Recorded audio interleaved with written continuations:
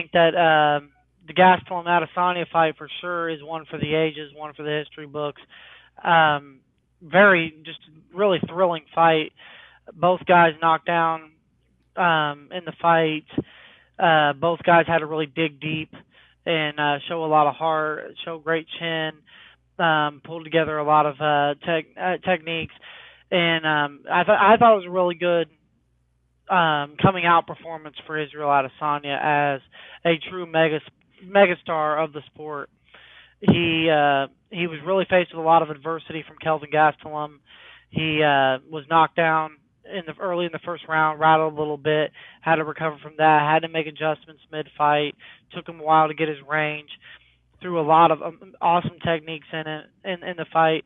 Got cracked several times. Actually got rocked in the fourth round. Got rattled with a head kick, and looked to be on kind of wobbly legs. Gastelum failed to put him away in it, and then in the fifth round, when we all had it going 2-2, it was 2-2 going into that fifth round. He really dig deep and arguably definitely got at least a 10-8 round, if not a 10-7 round. Dropped him 3 times, almost finished him, and really showed the heart of a champion. Pulled it together in the championship rounds when it mattered. It was a really great fight. Both of them showed a lot of heart. Gastelum's got an incredible chin. It has a missile of a left hand, and it was a great fight to watch. And I said going beforehand that that the fans were going to win, and Holloway and Poirier. Well, and we won in both fights because this was not a tactical Adesanya just picking Gastelum apart at range like I thought it might end up being. This was a fight where Gastelum was in there making the fight tough, pushing Adesanya back, and Adesanya had to really adjust and had to really fight hard to keep Gastelum from cracking him. So this was just an excellent fight on both ends, and neither one of their stocks go down in a type of fight like this. Yeah, I agree with you. I think Adesanya, obviously now the interim champion, he gets to look at the reunification of the belts there with Whittaker. That hopefully comes before the end of the year. A lot of people are going to be talking about that. I know that you wanted to talk a little bit about where and how that fight could go down. But what I want to take a minute to do is a little shout out to Kelvin Gastelum too, just because of the way he fought. 2-2. I'm worried. He took a physical pounding in the fight, obviously, and obviously, maybe a 10-7 round in the last round. So he was getting beat up. But I'm more worried about him emotionally because I know, we know covering him over the last, little bit of time, how much he put into this fight, how much he wanted to be the champion. And the bottom line is to lose it like that, it had to be 2-2 going into that final round. And he had to feel pretty good about what he had been getting done and stuff like that. And obviously you're tired at that point and emotional and stuff. But at the end of the day, what Adesanya was able to do is after going through a 2-2 four-round set, so to speak, he didn't leave any questions. He answered the questions, and he made sure Gastelum knew that he didn't win that fight after that fifth round. And that had to be heartbreaking to Gastelum. It's the shout-outs for him, but also answered a lot of questions about Adesanya because not a lot of champions, only champions really close fights like that. You know what I mean? A lot of guys, let it slow down, let them get off the hook or, whatever. But what we had there was a special performance on both parts. I think that's what you got there. Yeah, like I said, neither one of their stocks are going to go down on this fight.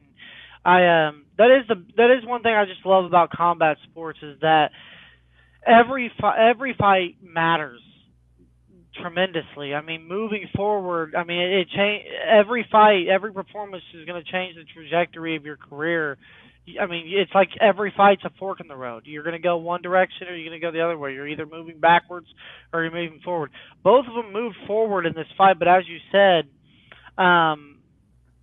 it hurts to come that close to a world title where you're inches away. You're maybe one round away from it. And he even had Adesanya hurt a couple times. And you're in this great war. And then to go through a war like that, to take all that damage and then to fall short and not even go home with the belt. I mean, it's easy for Adesanya to make memes about, I thought I was cute and I thought I was ugly until I fought Kelvin Gastelum, and that was his way of showing respect and throwing a nod at Kelvin Gastelum. But it's easy for him to make those memes and show off his fat lip and stuff when he walked away from the belt with the belt, and it's not so easy when you're Kelvin Gastelum and you're in that position and you came up on the losing end, you fell a little bit short, and that's what happened. I mean, going into that fifth round, it was anybody's fight, and he fell short, and Adesanya put it on him in that fifth round, and answered a lot of questions that I had, and I think that a lot of others had,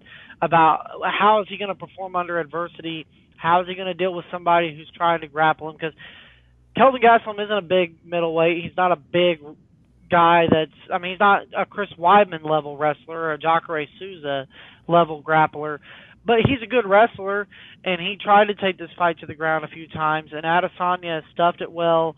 The one time he did get taken down, he popped right back up. He was circling off the clinch very well, and he did a great job of, as I mentioned going beforehand, of keeping range. That spinning elbow in the second round was nice. He dropped him with a right hand. He was countering him with right hands all night long, with lead right hands. He was landing. He looked sharp and like a sniper. And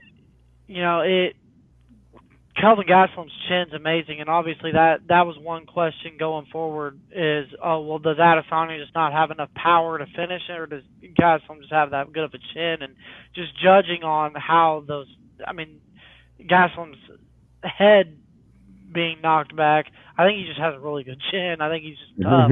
I don't think we should take that away from him. I think that Adesanya would have probably got a lesser man out of there sooner.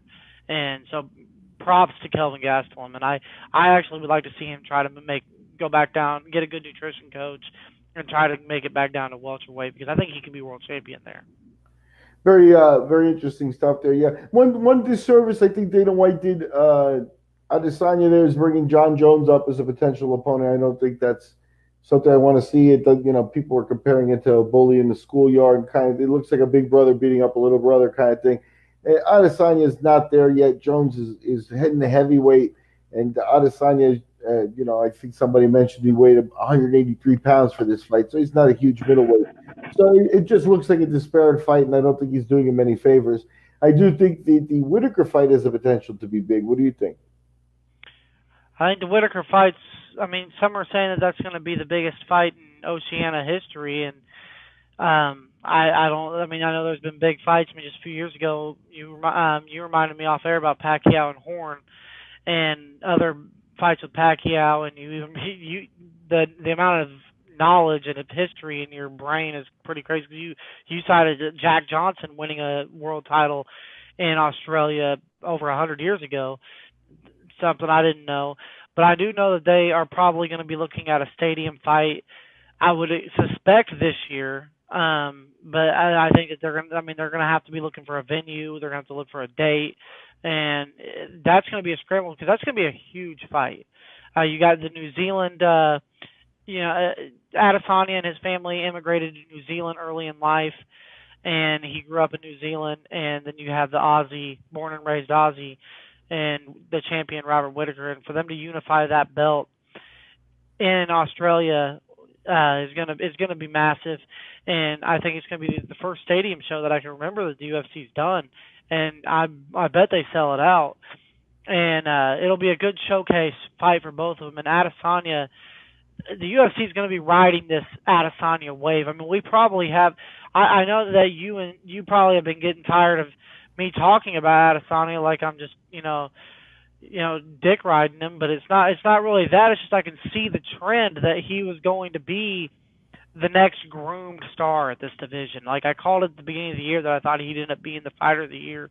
He was the breakout star of 2018. He shows up on the scene in February of 2018.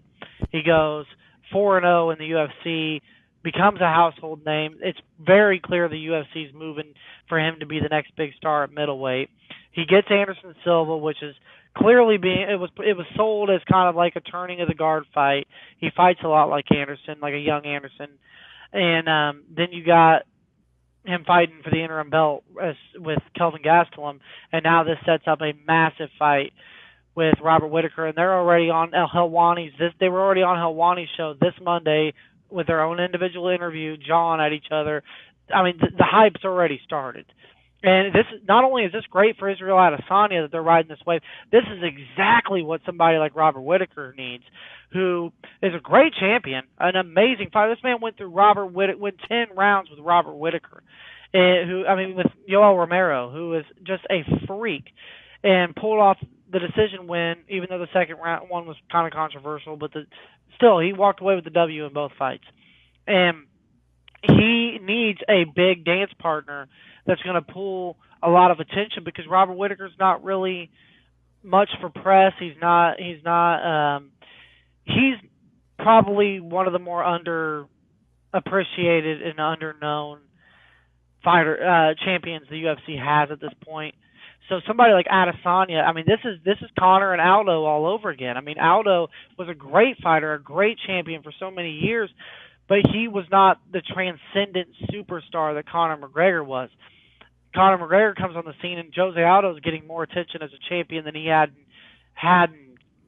his whole career. And that's exactly what this is going to be like for Robert Whittaker. And this is such a big opportunity for both of them. It's a big opportunity for Adesanya, who Chael Sonnen thinks without Conor McGregor around is now the biggest star, the biggest pay-per-view draw, the biggest star in the UFC, which, I mean, besides maybe John Jones, I mean, he's right there. And with a win over Robert Whittaker, becoming the middleweight champion probably will be. And so it's a huge opportunity for him to just become a straight megastar in the UFC. And it's a great opportunity for Robert Whittaker to dethrone the hype train and get the respect as champion of this division. And he's still a young, tough guy who could be a big draw moving forward. So this is going to be a huge fight, and I'm so happy it's happening with these two. I think they're both are well deserving of it, and I think that's bound to be another just classic fight. So I'm definitely looking forward to that. Yep, and really fast, just, if anybody poo-poos the idea of a stadium in Australia or something like that, the history he covered is legit. A few years back, Jeff Horn and Manny Pacquiao filled up a stadium, and Jack Johnson's win of the heavyweight championship, the legendary first black heavyweight boxing world champion, that was an Australian win, and they filled up a stadium down there in 1908 for that fight. So the bottom line is the Aussies have always supported fights. There's something about it. It's part of their mystique and culture. They're a little more rugged than Americans. If you look at it in the population, I think they get more support per capita and stuff. So it isn't a pipe dream.